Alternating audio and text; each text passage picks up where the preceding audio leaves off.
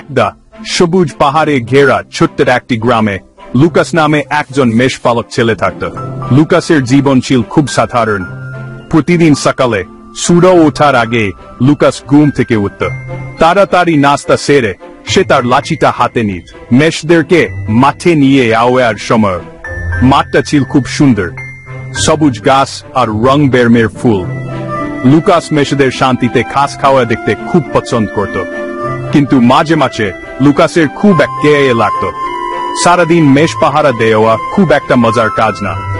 লুকাসের ইচ্ছে করত কিছু একটা উত্তেজনাপূর্ণ ঘটলে ভালো হতো। একদিন লুকাসের মাথায় একটা বুদ্ধি এলো। খুব একটা ভালো বুদ্ধি না, কিন্তু মনে হল মজা হবে। সে গ্রামবাসীদের সাথে একটা মজা করার সিদ্ধান্ত নিল। সে গলা ফুলিয়ে চিৎকার করে বলল, বাক বাক বাঁচাও, একটা বাক মেষদের ধরছে। তার চিৎকার পাহাড়ে পর্বতে প্রতিধ্বনিত হল। লুকাস মনে মনে হাসল। গ্রামবাসীরা লুকাসের চিৎকার শুনতে পেল। তারা কাজ ফেলে পাহাড়ের উপরে ছুটে এলো তাকে সাহায্য করার জন্য। তারা খুব ভয় পেয়েছিল। তারা জানত বাঘ খুব বিপজ্জনক। গ্রামবাসীরা যখন মাকে পুছাল তখন তারা হাঁপাচ্ছিল। বাঘ কোথায়? তারা চারপাশে ভালো করে খুঁজল। লুকাস হেসে বলল, কোন বাঘ নেই, আমি তোমাদের সাথে মজা করেছি। গ্রামবাসীদের মোটেও ভালো লাগল না। একজন কৃষক রেগে লুকাসকে বললেন, মিথ্যা বলা মোটেও ভালো কাজ না। যদি সত্যি বাঘ থাকত তখন আমরা তোমার কথা বিশ্বাস করতাম না, আর তুমি বিপদে পড়তে। গ্রামবাসীরা বক বক করে পাহাড় থেকে নেমে গেল। লুকাস তাদের কোথায় কর্ণপাত করল না। সে ভাবল গ্রামবাসীদের সাথে মজা করা খুবই মজার।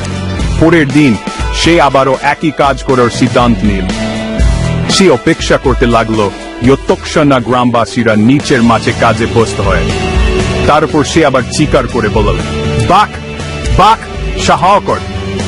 আবারও গ্রামবাসীরা দপ্তরে এলো। আবারও তারা দেখল লুকাস হাসছে।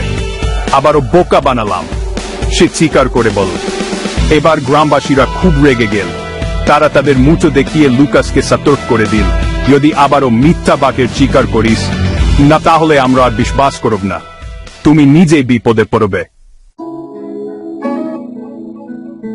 লুকাসের কিছুই আয় আসে না। সে ভাবল সে খুব চালাক, কিন্তু তারপর অপ্রত্যাশিত ঘটনা ঘটল। একটা আসল বাঘ জঙ্গল থেকে বেরিয়ে এলো।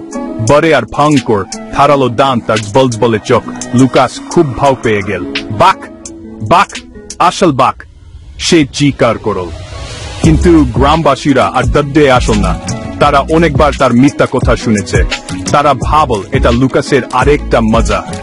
পাহাড়টা মেষদের আক্রমণ করল। লুকাস ভয়ে দেখতে লাগল বাঘ কিভাবে মেষদের তাড়া করছে। এটা ছিল একটা ভয়ানক দৃশ্য। বেচারা লুকাস, সে অনেকবার মিথ্যা বাকের চিৎকার করেছিল। সেদিন থেকে লুকাস আর কখনো মিথ্যা বলেনি। সে কঠিনভাবে শিখলে সত্য সবসময় সর্বোত্তম নীতি। মিথ্যাবাদীর কেউ বিশ্বাস করে না, এমনকি এখন তারা সত্যি কথা বলে তখনও না। আর এটাই কোনো মজার চেয়ে গুরুত্বপূর্ণ সত্য।